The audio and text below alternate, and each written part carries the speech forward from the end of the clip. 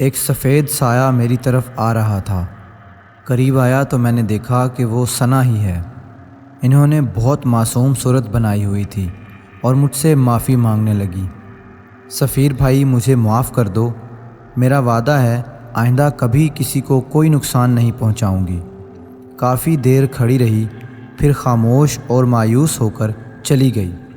کچھ دیر بعد خاموشی رہی اور پھر بابا میرے سامنے آئے اور انہوں نے کہا، بیٹا اس کو معاف کر دو، وہ تم سے معافی مانگ رہی ہے، اس کی یہ سزا بہت ہے کہ سب کے سامنے اس کا چہرہ بے نقاب ہو گیا ہے۔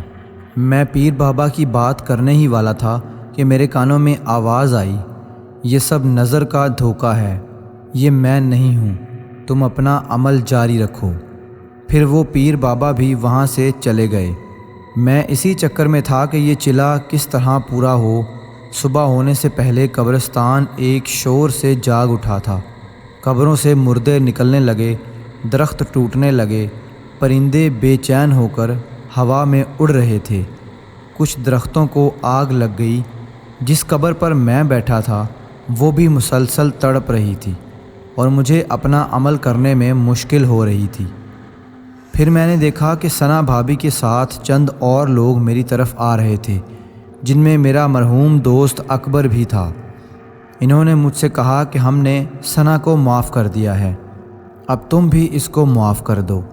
میں نے ان کی ایک نہ سنی تو وہ غصے میں آ گئے اور مجھ پر قبروں سے پتھر اٹھا اٹھا کر مارنے لگے، لیکن کوئی بھی پتھر مجھے نہ لگا، سب قریب جا کر گرتے رہے۔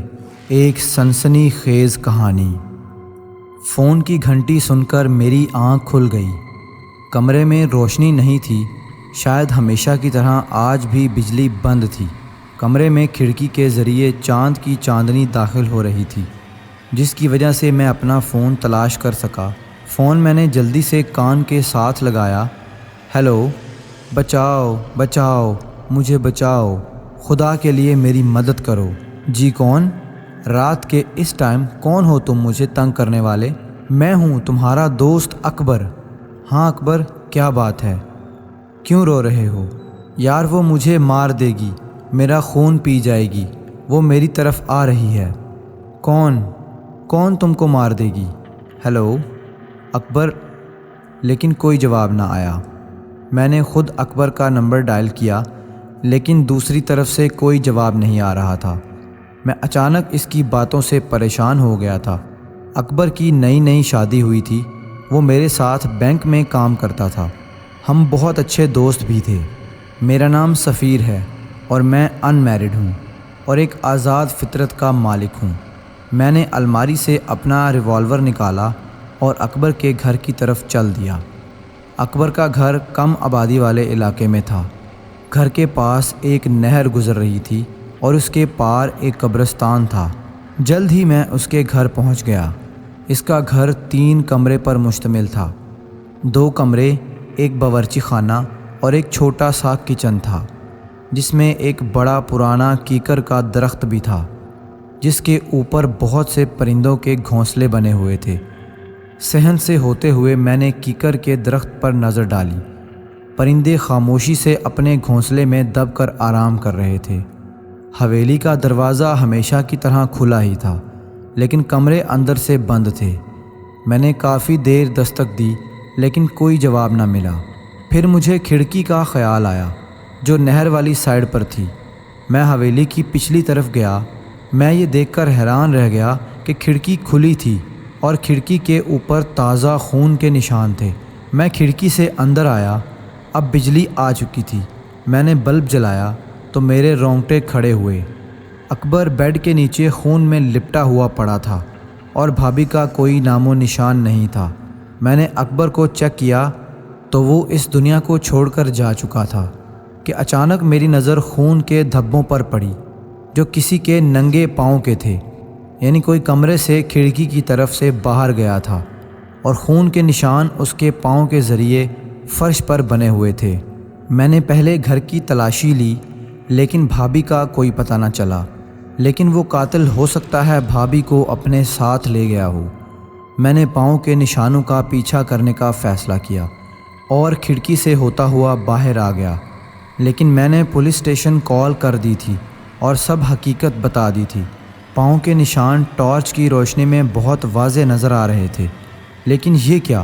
یہ نشان تو نہر میں جا رہے تھے، یعنی قاتل نے نہر پار کی تھی، پر میں نہر پار نہیں کر سکتا تھا، اس لیے میں نے 1 کلومیٹر لمبا چکر نہر سے ہو کر لگایا اور پھر نہر کی دوسری سائیڈ پر ان پاؤں کے نشان تلاش کرنے لگا۔ جلد ہی تازہ پاؤں کے نشان مل گئے۔ یہ نشان قبرستان کی طرف جا رہے تھے۔ مجھے قبرستان سے ڈر لگتا ہے۔ اچانک میرے کانوں میں پولیس کی گاڑی کی آواز آنے کا شور سنائی دیا تو میں واپس اکبر کے گھر کی طرف چل دیا۔ میں نے اپنا انٹروڈکشن کروایا اور بتایا کہ یہ نشان قبرستان میں جا رہے ہیں۔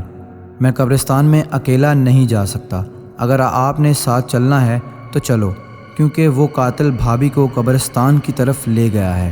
انسپکٹر نے اپنے ساتھ 2 آدمی لیے اور باقی وہاں ثبوت اکٹھا کرنے لگ گئے۔ ہم قبرستان میں داخل ہوئے۔ قبرستان بہت ہی پرانا معلوم پڑتا تھا۔ میں اس سے پہلے اس قبرستان میں نہیں آیا تھا۔ قبریں ٹوٹ پھوٹ کا شکار تھی۔ پاؤں کے نشان اب ہمیں نہیں مل رہے تھے۔ ہم لوگ ادھر ادھر پھر رہے تھے۔ انسپکٹر صاحب نے کہا، کیا اکبر کی کسی سے ذاتی دشمنی تھی یا کوئی کاروباری دشمنی؟ انسپکٹر صاحب، اکبر بہت ہی شریف اور خاندانی انسان تھا، اس کی کسی سے کیا دشمنی ہو سکتی ہے؟ اچھا، تو اس کی شادی کب اور کہاں ہوئی تھی؟ انسپکٹر نے پوچھا۔ سر، ثنا سے اس کی ملاقات ایک پارٹی میں ہوئی تھی۔ اس بات کو 2 ہفتے ہو گئے تھے اور ان دونوں نے 2 ہفتوں کے اندر اندر ہی شادی کر لی۔ جی انسپکٹر صاحب، ثنا اس دنیا میں اکیلی تھی۔ ماں باپ کی ایک حادثے میں ڈیتھ ہو گئی تھی۔ اس کے چچا نے اس کو پالا تھا، اس لیے انہوں نے شادی میں دیر نہیں کی۔ وہ کہاں رہتے ہیں؟ وہ بھی اسی شہر میں رہتے ہیں۔ وہ بھی شریف لوگ ہیں۔ شادی کے دن بھی ان کے گھر گیا تھا۔ بہت نیک دل اور اچھی فیملی ہے۔ اچانک سپاہی نے آواز دی۔ ہم اس طرف چلے گئے۔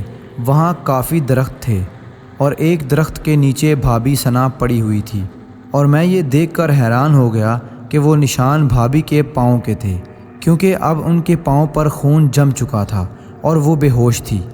انسپکٹر صاحب نے گاڑی والے کو کال کی۔ وہ قبرستان کے پاس گاڑی لے آیا اور ہم بھابھی کو اٹھا کر قبرستان سے باہر آ گئے۔ گاڑی وہاں پہلے سے ہی موجود تھی اور اس کو ہسپتال لے گئے۔ بھابھی کافی دیر سے بے ہوش تھی اور وہ یہ بتا سکتی تھی کہ اکبر کا قاتل کون ہے اور وہ قبرستان میں کیسے آئی۔ میں اکبر کے کفن دفن میں مصروف تھا۔ اکبر کا بھائی اور اس کا باپ بھی گاؤں سے آ گئے تھے۔ اکبر کا بڑا بھائی اکرم بہت پریشان تھا، کیونکہ وہ اپنے بھائی سے بہت پیار کرتا تھا۔ والد کا بھی بہت برا حال تھا۔ وہ تو اکبر کی ضد کے پیچھے خاموش تھے۔ اکبر ہی ضد کر کے شہر آیا تھا اور بینک میں جاب کر رہا تھا۔ شادی بھی اس نے اپنی پسند سے کی تھی، اور ثنا بھابھی پر بھی شک کر رہے تھے، طرح طرح کی باتیں کر رہے تھے۔ شادی کو تو کچھ دن ہی ہوئے تھے اور ابھی تک اکبر کی چھٹی بھی ختم نہیں ہوئی تھی، تو ثنا بھابھی پر شک کس طرح کیا جا سکتا تھا؟ کیونکہ جب تک آپ کسی سے ملتے جلتے نہیں، آپ کو کیسے پتہ ہوگا کہ وہ کون ہے اور اس کی نیچر کیسی ہے؟ آج اس بات کو 3 دن ہو گئے ہیں۔ بھابھی ابھی تک بے ہوش تھی اور قاتل کا کوئی پتہ نہیں۔ میں بینک سے واپس آتے وقت ہسپتال کا چکر لگاتا تھا۔ اکرم بھائی اور اکبر کی ماں ہسپتال میں ہی تھے۔ ان کو پتہ تھا کہ بھابھی وہ ذریعہ ہے جس کے ذریعے ہم قاتل تک پہنچ سکتے ہیں۔ پولیس کے 2 آدمی بھی ہر وقت ڈیوٹی پر ہوتے تھے۔ ہمیشہ کی طرح میں فری ہو کر پولیس اسٹیشن گیا تو میری ملاقات انسپکٹر سے ہو گئی۔ خان میرا کلاس فیلو تھا اور ہماری بہت اچھی دوستی بھی تھی۔ میں نے ساری بات خان کو بتائی۔ انسپکٹر خان کسی گہری سوچ میں ڈوب گیا۔ کافی دیر کے بعد وہ بولا، اس طرح کے 2-3 کیس پہلے بھی ہوئے ہیں۔ کیا مطلب خان؟ کیسے کیس؟